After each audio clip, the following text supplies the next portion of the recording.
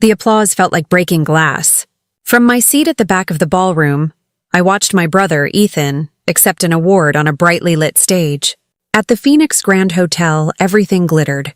The crystal lights, the champagne flutes, the fake smiles. My father, Robert Mercer, beamed from the head table, a king watching his heir. Before we dive in, make sure to like this video, subscribe to the channel, and drop a comment below telling me, where in the world are you watching from? My name is Hannah Mercer, and on that night, I was supposed to be invisible. The quiet daughter, the disappointing one. But visibility found me anyway. It found me when my father's fist smashed across my face, sending me crashing backward into the dessert table. The world went sideways. I landed in a heap of shattered plates, whipped cream, and swan-shaped pastries. A collective gasp went through the room of 68 guests, a sudden silence where music had been. I looked up, my cheek throbbing, my vision blurry. My father stood over me, his knuckles red, his face a mask of pure rage. My brother, the man of the hour, didn't move to help me. He didn't even flinch. He adjusted his tie, leaned into the microphone on the podium, and spoke to the silent crowd. "She's been asking for this for years," Ethan said, and then he started clapping. A few people at his table, our family's closest allies, joined in with hesitant, awkward applause. They were clapping for my public humiliation, for my pain. What none of them knew was that the quiet, disappointing daughter had been busy. For months, I'd been gathering evidence on their real family business, a human trafficking operation hidden behind the glamour of their talent agency. What they saw as an outburst, I saw as a confirmation. They were monsters. And what they didn't know was that one call, a call I was about to make from my car with a bruised and bleeding face, would bring the entire Mercer family empire to its knees. The man I was about to call was the director of the FBI. His son owed me his life, and it was time to collect. I grew up in a gilded cage called the Mercer Talent Group. To the world, it was an elite modeling agency, a star maker. Our Phoenix headquarters was a palace of glass and steel, its walls lined with glossy magazine covers featuring the faces we'd discovered. My father, Robert Mercer, was the visionary. He had a gift for spotting beauty and ambition in small-town girls and promising them the world. Paris, Milan, New York, a life of fame and fortune. My mother, Patricia, was the den mother. She handled what she called training. She taught the girls how to walk, how to talk, how to starve themselves into the perfect shape. She was all soft smiles and sharp, cutting words. My brother Ethan was the legal genius. Fresh out of law school, he drafted the ironclad contracts that bound these girls to us, creating a maze of paperwork that made escape impossible. And I was the family's loose end. I didn't have my father's ruthlessness, my mother's cold perfectionism, or my brother's slick intelligence. I was a high school English teacher. In their world of power and influence, I was a failure. They treated me with a kind of polite pity, inviting me to family events like this gala as a reminder of how little I had achieved compared to them. For years, I believed the story they told the world. I saw the private jets, the glamorous parties, the beautiful girls who adored my father. I thought we were helping them. I thought we were making dreams come true. The lie was so big and so shiny that it blinded me. The blindness ended one sweltering summer night 3 years ago.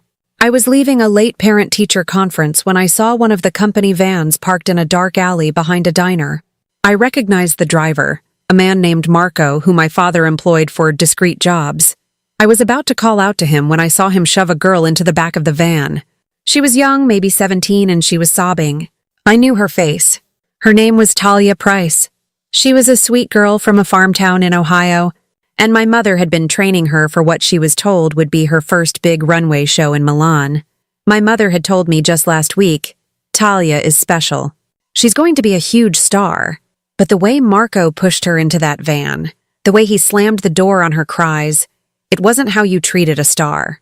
Something cold settled in my stomach. I got in my car and followed them. I stayed far enough behind so they wouldn't notice me. They didn't drive to the airport. They drove to the industrial port, to a rusty cargo ship docked in the shadows. I watched from a distance as Marco and another man pulled Talia out of the van and dragged her up the gangplank. There was no luggage, no agent, no dream waiting for her. Only the dark, vast silence of the ocean. Talia Price was never seen again. The next day at Sunday dinner, I asked my father about her. "How is Talia? Is she excited for Milan?" He didn't even look up from his steak. "Change of plans." Her contract was terminated. She was unprofessional. My brother smirked from across the table. She lacked discipline.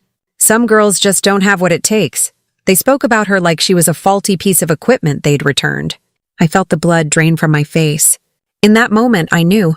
The Mercer Talent Group wasn't a modeling agency. It was a factory, and its products were human beings. The pretty facade, the contracts, the training, it was all a monstrous lie to cover the truth. We didn't sell dreams.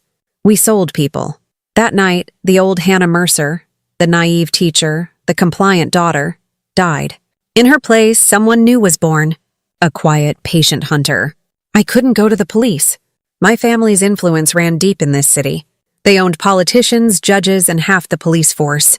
A complaint from the unstable daughter would be dismissed in an hour. No, I had to do this myself. I had to burn their kingdom to the ground from the inside. My awakening began in my father's home office. I started small. I'd wait until they were all asleep, then slip into the room and turn on his computer. His password was, ridiculously, Robert the Great. For a man so paranoid, he was incredibly arrogant. I spent hours sifting through files, my heart pounding with every creak of the floorboards. I found forged visas, fake contracts with clauses written in fine print that essentially signed a girl's life away. I found bank transfers to shell corporations in the Cayman Islands, flight logs for private planes that never landed at commercial airports. I became a ghost in my own family. I lived a double life. By day, I was Hannah, the English teacher, grading papers on The Great Gatsby and helping students with their college essays. By night, I was a detective, piecing together a criminal conspiracy. I bought micro drives, the smallest I could find, and hid them inside empty makeup palettes and the hollowed-out heels of old shoes. I wrote down passwords and account numbers using codes hidden in my lesson plans. A note to discuss a specific page in Shakespeare's Macbeth was actually a reminder of a Swiss bank account number. Family dinners became the hardest part. I had to sit there, passing the salt to my father, listening to my mother critique a new girl's appearance, watching my brother brag about a legal loophole he'd exploited. I had to smile and nod, all while knowing what they were. The food tasted like ash in my mouth. Every laugh, every casual conversation was a performance. My polite smile masked a quiet, simmering revolution. They still saw me as the shy, simple middle child. They had no idea I was building the weapon that would destroy them. I was no longer a victim waiting to be saved. I was a whistleblower, biding my time, waiting for the perfect moment to strike. The perfect moment arrived because of an accident, an act of fate. Last summer, I needed to get away from my family and the suffocating weight of my secret. I drove to Clearwater Beach for a weekend, hoping the ocean air would clear my head. I was walking along the shore, watching the families play in the surf, when I heard a woman scream. I looked out and saw a small boy, no older than 10, caught in a riptide. He was being pulled out to sea, his arms flailing, his head bobbing under the waves. His mother was screaming from the beach, helpless. Lifeguards were running, but they were too far away. I didn't think. I kicked off my sandals and dove in. I've always been a strong swimmer, a skill my father insisted on because it looked good at the country club pool. I fought against the current, my muscles burning.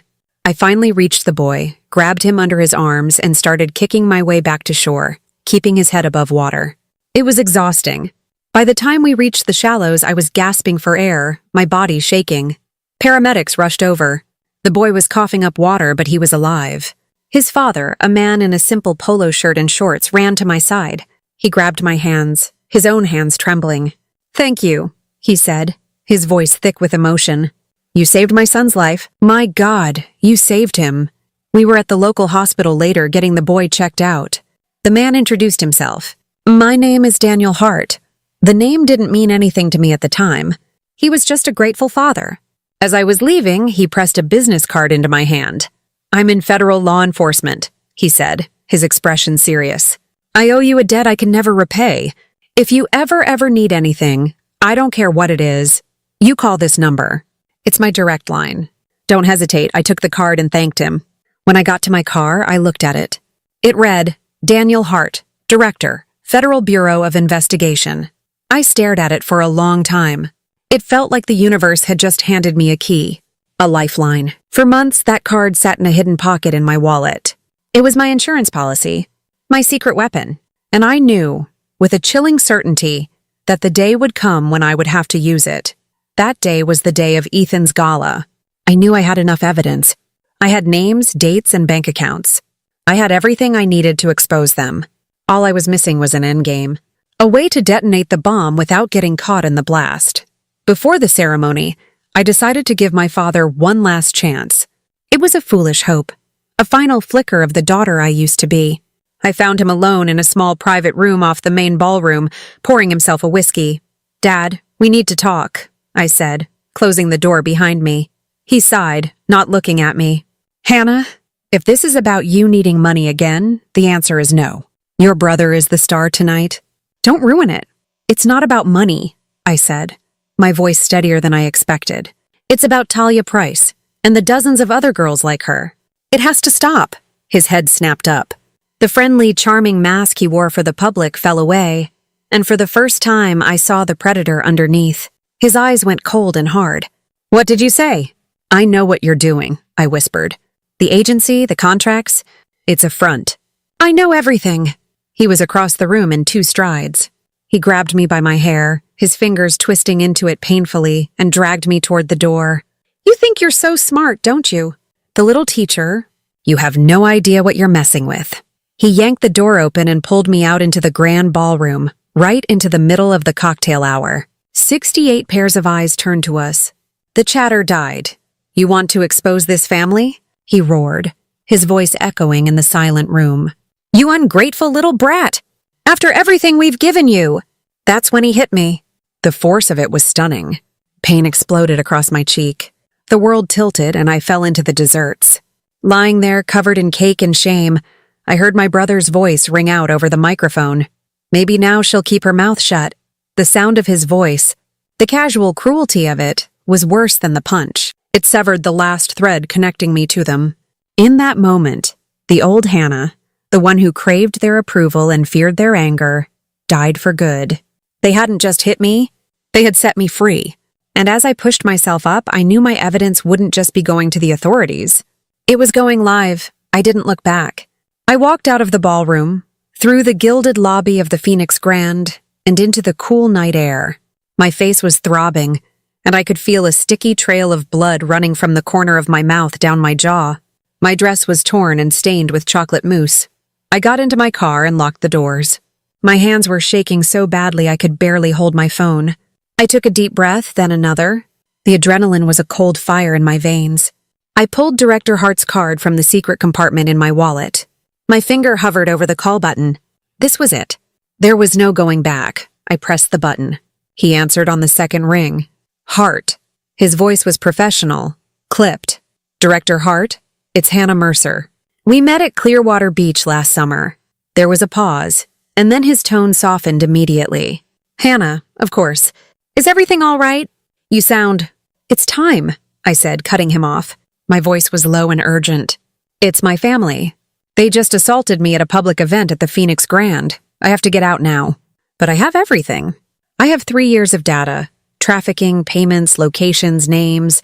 It's all documented." The line was silent for a moment. Then his voice was all business, sharp and focused. "Where are you now?" "In my car. In the hotel parking lot." "Okay, listen to me very carefully, Hannah. Drive straight to the FBI field office on West Adams Street. Do not go home. Do not stop for anyone. No detours. Do you understand?" "Yes. I'm mobilizing a federal team right now. We've had suspicions about your father's operation for a while, but we've never had a source on the inside. You're coming in from the cold. We'll protect you. Tonight we finish this." I hung up the phone and started the car. As I pulled out of the parking lot, I glanced back at the hotel. The lights of the gala were still blazing, a monument to a dynasty that was about to crumble into dust. The FBI field office was a world away from the glamour of the Phoenix Grand. It was stark, functional, and humming with a quiet, intense energy. Director Hart met me at the door himself and led me to a secure conference room. Agents brought me a first aid kit for my face and a cup of hot coffee. For the next 2 hours, I laid it all out. I gave them the micro drives from my shoes and makeup kits. I walked them through the coded lesson plans, translating the Shakespearean references into offshore account numbers and shell corporations. I drew maps of the port, marking the warehouse where the girls were held before being shipped out. I gave them names, dates, and every last piece of the ugly, sprawling puzzle I had assembled. As I spoke, Hart's team worked with silent efficiency. They prepared warrants, organized tactical units, and planned a series of simultaneous raids. They would hit Mercer headquarters, the harbor warehouse, and our family mansion all at the same time. There would be no chance for my family to warn each other, no time to destroy the evidence. The raids went down just before dawn. I sat in the conference room, watching the operation unfold on a series of monitors. It felt surreal, like watching a movie. I saw tactical teams breach the doors of the Mercer Talent Group headquarters. I saw them storm the warehouse, finding dozens of terrified girls huddled in the dark. I saw a live feed from a drone hovering over my childhood home as federal cars swarmed the property. By dawn, it was over. 39 girls were rescued alive. My parents were caught in my father's office, desperately trying to burn files in the fireplace. My brother, Ethan, the golden boy, was arrested at his girlfriend's high-rise condo with a line of cocaine on the marble countertop beside him. In the space of 6 hours, the Mercer dynasty, built on decades of exploitation and lies, had been completely dismantled, and I was the one who had lit the fuse. By the time the sun came up, the story was already exploding. The guests from the gala hadn't just watched the assault. They had filmed it. The video of my father punching me and my brother applauding was everywhere. By 7 a.m., Mercer assault was the #1 trending topic worldwide. News anchors played the clip on a loop, their faces a mixture of shock and outrage. Then, the story took an even bigger turn. News vans were camped outside Mercer headquarters and my family's mansion, broadcasting live as federal agents carried out boxes of evidence. The headlines came fast and furious. FBI links Mercer talent to international human trafficking network. Mercer family arrested in pre-dawn raids. The fallout was immediate and catastrophic. The shiny facade my family had spent a lifetime building was shattered in a single morning. Sponsors pulled their endorsements. Investors panicked and sold off their shares. The powerful friends who had once flocked to my father's parties were now issuing public statements condemning him. The Mercer family name, once a symbol of prestige and success, had become radioactive overnight. I watched it all from the safety of the FBI field office. For my entire life, my family had used their power, their money, and their voices to control everything and everyone around them. They had silenced so many people, but now it was my silence that was the most powerful weapon of all. I had said nothing to the press. I didn't have to. The evidence and the viral video of their own cruelty spoke for itself. It was louder than all their money. 2 days later, Director Hart arranged a meeting. He thought it was important for my own closure. I found myself sitting across from my father at a cold, metal table in a federal interrogation room. He was wearing a standard-issue orange jumpsuit. His face was pale and unshaven. The power and arrogance were gone, replaced by a hollow, seething resentment. He looked at me, his eyes filled with a hatred so pure it was almost breathtaking. "You ruined us!" he hissed, his voice a dry rasp. "Our name, our legacy, everything for what? For a bunch of nobodies?" I looked at him, not with fear or anger, but with a strange kind of pity. The bruise on my cheek had turned a dark purple, a physical reminder of his final act as my father. "No," I said, my voice even and calm. "You did this. You ruined yourself when you decided to sell people like property. You ruined yourself with every life you destroyed," he scoffed, a bitter, ugly sound. "It was just business. You were always too soft to understand that." I leaned forward, my hands flat on the table. I pointed to the bruise on my face. "I learned from you, Dad," I said quietly. "I learned how to be ruthless. I learned how to identify a target and dismantle it piece by piece. The difference is I chose to be human." I stood up. I didn't need to hear any more. There was nothing left to say. He started to yell my name, his voice rising in desperation, but I didn't turn around. I walked out of the room, leaving him behind with the ruins of his empire. And for the first time in my life, I didn't feel the weight of his disappointment. I felt nothing at all. 2 years have passed. My name isn't Hannah Mercer anymore. I live under a new identity in a quiet neighborhood in Chicago. The woman who was once the ignored daughter of a criminal kingpin now works as a counselor at a center for trafficking survivors. I spend my days helping young women rebuild the lives that people like my father tried to steal from them. My parents and my brother are serving life sentences in federal prison. In the end, the total number of girls and women rescued as a result of the investigation was 92. 92 lives that have a chance to be their own again. Director Hart still calls me every few months, just to check in. He's the only person in the world who knows the whole story, who knows who I used to be. In our last call, he asked the same question he always does. How do you feel now, Hannah? I looked out my window at the children playing in the park across the street. I thought of the girls at the center, learning to laugh again. I thought of the silence in my own mind, a silence that was no longer filled with fear, but with peace. Free, I said, and I smiled. Finally free, because revenge isn't always about destroying lives. Sometimes, it's about having the courage to save the ones they tried to erase.